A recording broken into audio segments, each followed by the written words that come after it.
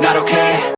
बिस्मिल्लाहिर्रहमानिर्रहीम अस्सलामुअलैकुम। Welcome back to Hiba mother vlog. कैसे हैं आप सब लोग? अल्हम्दुलिल्लाह सब ठीक ठाक होंगे। तो आज मैं फुल हाउस की सफाई कर रही हूँ और ये एक मोटिवेशनल वीडियो है क्योंकि आजकल आप लोग भी ना ईद की सफाइयाँ कर रहे होंगे और आप भी सोच रहे होंगे कि कोई वीडियो सामने आ जाए जिसे देखकर ना हम फ़ौरन एक्टिव हो जाएं। तो क्योंकि इसमें ना बहुत हिम्मत करनी पड़ती है, ज़ाहिर है सारा दिन लग जाता है, इंसान को थकावट हो जाती है और उसके साथ साथ हमारे रोज़े भी हैं, तो ये सब चीज़ें हमें देख के चलना पड़ता है। तो चलें भी अब चलते हैं हम व्लॉग की तरफ। अभी तक अगर आप मेरे व्लॉग पर हैं तो जल्दी से ना आप मेरे व्लॉग को लाइक कर दें और सब्सक्राइब कर दें मेरे चैनल को सब्सक्राइब करके उसके साथ टच हो जाएं और अपने फ्रेंड्स और अपनी फैमिली में ज़रूर शेयर करें। ये आपकी तरफ से ना मेरे लिए एक बहुत बड़ा इनाम होगा। और यहाँ पे जी जनाब हम सफाई स्टार्ट कर चुके हैं। ये इसी तरह वॉल्स पे जितनी भी डस्ट वगैरह लगी है वो उतारने के लिए हम कर रहे हैं। तो इसके साथ ही हमने फ़ैन साफ़ किए। फैंस पे भी बहुत टाइम लगा और ये स्टेयर्स के ऊपर चढ़ के मैं कर रही थी और इस पे कवर को भी डर लग रहा था और मुझे भी लग रहा था, ऊपर फुल जाना पड़ता था और इसके ऊपर डस्ट इतनी थी। पहले ब्रश के साथ साथ करते थे और मैंने सोचा था मैं स्पंज नहीं यूज़ करूँगी, लेकिन उसके ऊपर जो ऑयली हुए हुए थे ना वो उसके स्पंज के बगैर नहीं हो रहे थे। इसको गर्म पानी में हम डिप करके और थोड़ा सा सर्फ डाल के फिर कर रहे थे तो फिर साफ़ हुए थे। तो खैर फैन तो साफ़ हो गए फुल करके, इन पे मेहनत भी बहुत हुई, लेकिन साफ़ होने के बाद ये ऐसे शाइनिंग कर रहे थे, फुल न्यू हो गए थे। और ये टीवी लाउंज की आप हालत देख सकते हैं, ये कितनी बुरी हालत है।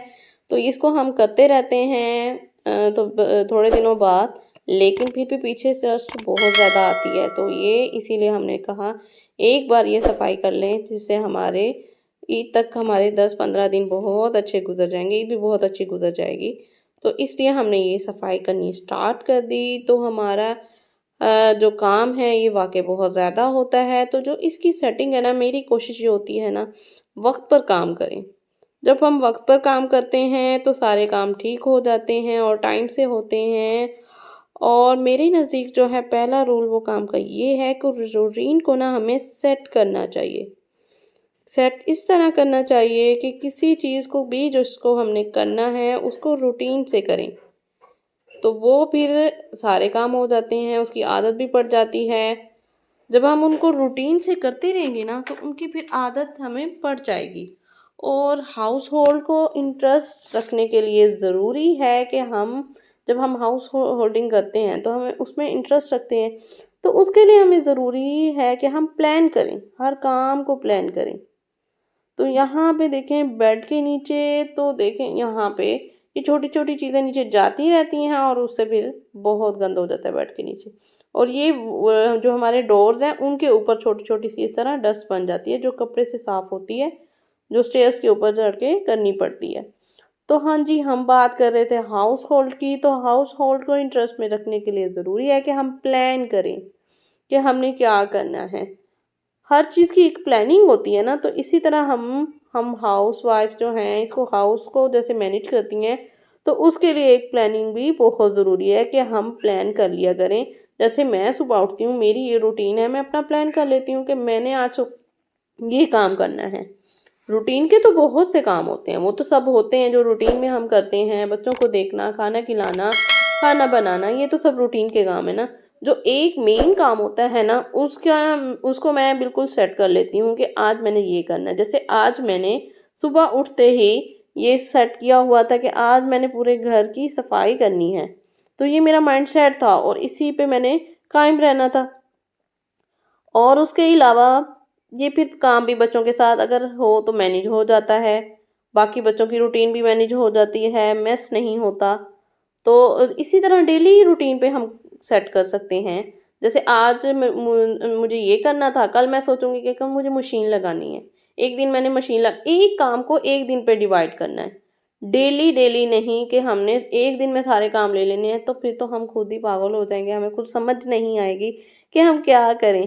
तो कोशिश इसी तरह हमने सेटिंग करनी है कि कल मैंने अगर मशीन लगानी है तो फिर उसके बाद नेक्स्ट जो कल आएगी तो उसमें मैंने कपड़े इस्त्री करने हैं। इसी तरह मैं अपनी सेटिंग करती रहती हूँ और अपने कामों को मैनेज कर लेती हूँ।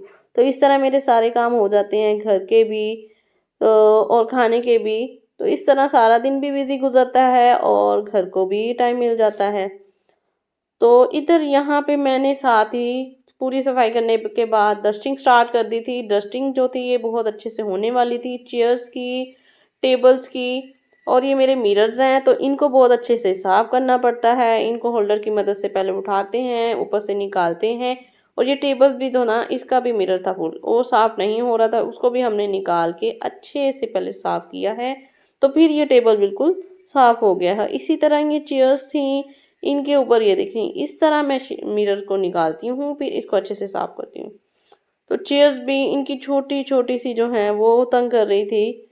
और उसके अलावा जो था, ये मिरर्स साफ़ करने वाले थे अलमारी के और ये जो ड्रेसिंग के, मेरे साइड टेबल के। तो सारा दिन इनमें बिज़ी गुजरा और अफ्तारी टाइम के लिए फिर मेरे पास बहुत कम टाइम था।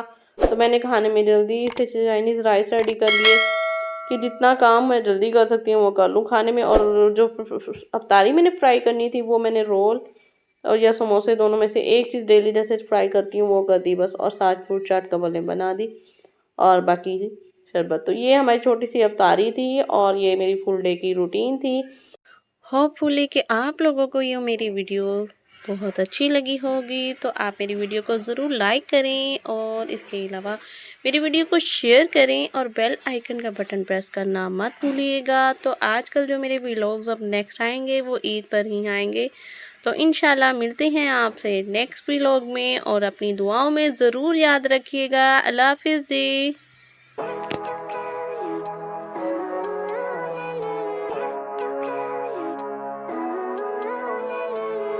Living life, every day, late at night, not okay. All I want, and I pray, all I need are some better days. Fuck me, I'm looking in